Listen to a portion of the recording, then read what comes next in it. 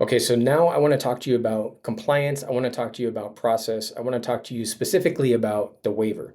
Now, as we go through our presentation, our process that we're implementing right now inside the dealership is actually very simple. We're going to install a menu presentation. We're going to present our products. After we're done with that, then we're going to present a waiver.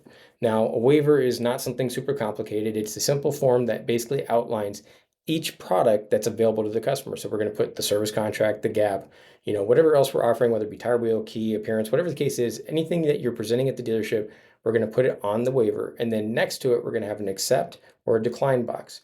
On the bottom, we're going to have a statement. The statement's going to be very simple, right? And it's going to be phrased in the way that, Mr. Customer, you understand that these products were available, offered to you. They're completely optional. You chose to A, purchase, or B, decline, right? But ultimately, we want to have the customer not just initial next to each product, we want them to sign on the bottom indicating that they made that decision.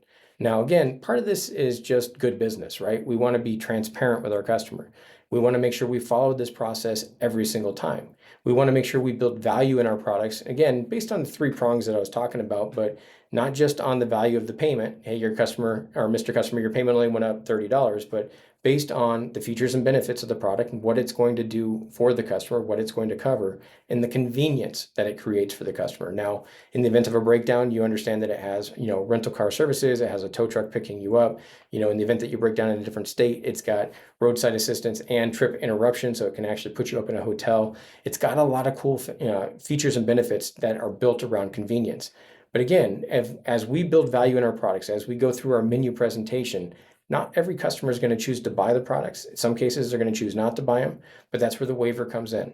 This is going to be a great tool to keep the dealership compliant, right? We're going to make sure that we do things that keep the dealership out of trouble. We want to make sure that we're transparent with our customer. This is just good business, right? And we want to build trust, because a lot of times by showing a customer, hey, it's only $20 more, for the service contract. Hey, it's only $7 more for the gap protection.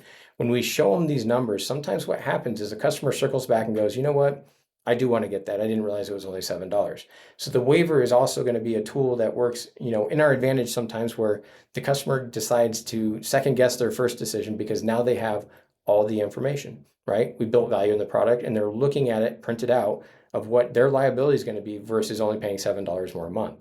So again, the waiver is a great tool. It's a step that we want to make sure we follow every single time, right? We don't want to skip steps because we're in a hurry or anything along that nature. We want to do a menu presentation. We want to do a waiver, and those two steps should be hand in hand on every single delivery.